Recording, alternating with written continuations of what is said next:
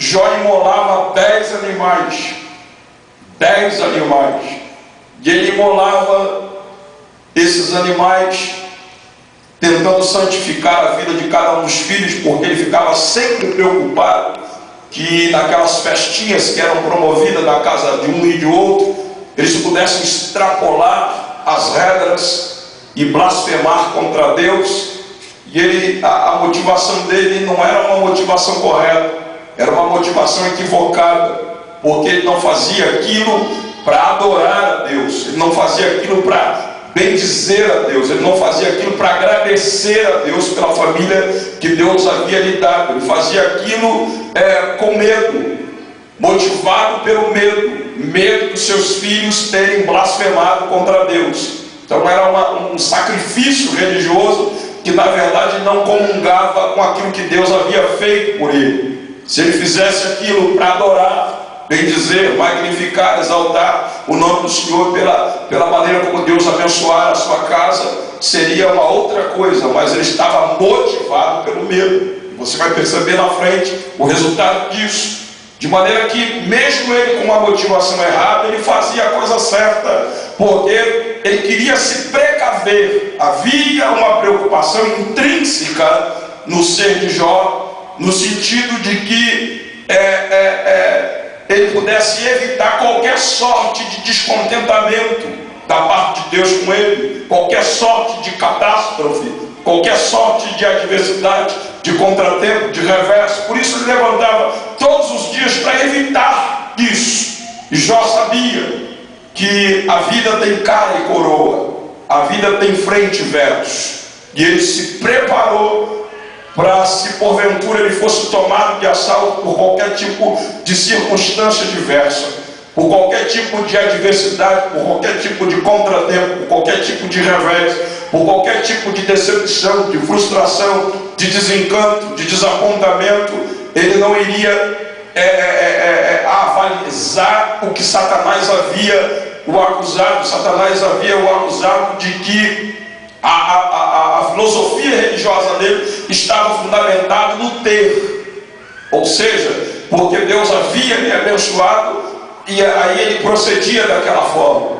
E Jó não queria que Satanás, na verdade, tivesse razão no que ele estava afirmando, acusando ele diante de Deus, de maneira que ele fazia isso se precavendo para o dia da adversidade, para aquele dia que eu falei aqui ontem, o dia mau. A Bíblia diz que devemos tomar toda a armadura de Deus e estarmos preparados para resistir no dia mau. Então o dia mau pode me tomar de assalto, o dia mau pode te tomar de assalto, o dia mau pode te cercar na curva, o dia mau pode te pegar a qualquer momento. Por isso a Bíblia manda a gente se revestir de toda a armadura de Deus para poder estar firmes, resistir o dia, a manifestação do dia mau. E Jó fazia isso. Enquanto Jó fazia isso, a sua esposa vivia uma vida totalmente distraída, uma vida totalmente alienada, uma vida só desfrutando das benesses, dos préstimos da parte de Deus. Ela vivia uma vida cheia de pompa, uma vida cheia de protocolo, uma vida baseada no status social que o seu marido tinha.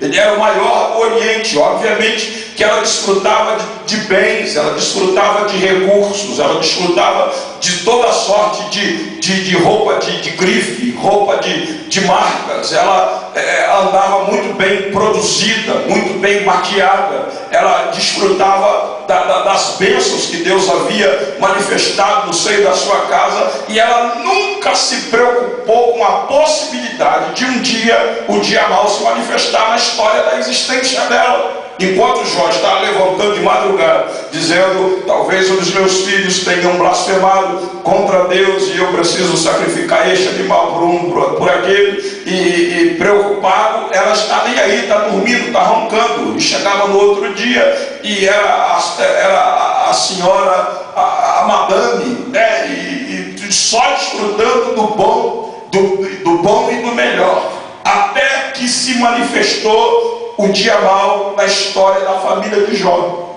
Ele perdeu as 7.000 ovelhas, perdeu as 500 juntas de bois, perdeu os 3.000 camelos, perdeu os 10 filhos, perdeu 3 filhas e 7 filhos, perdeu o status social que tinha de ser o maior do Oriente, e restou para Jó um caco para ele raspar as suas feridas, porque ficou canceroso da planta dos pés ao alto da cabeça. Jó ficou canceroso, e restou para ele o pó, a cinza e um caco de telha.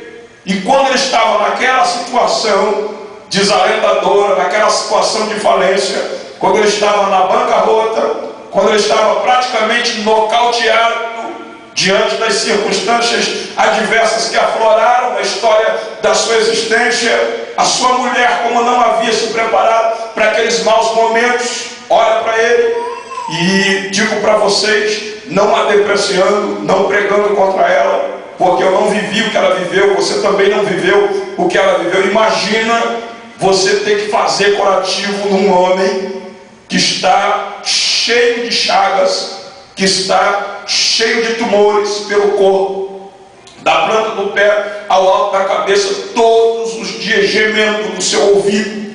Você imagina você ter que fazer curativo todos os dias? Você imagina você suportar aquele mau cheiro que exalava? Você sabe que quando qualquer ferida se manifesta no corpo da gente, às vezes uma única ferida, às vezes um único tumor, às vezes é o suficiente para a gente se sentir extremamente constrangido.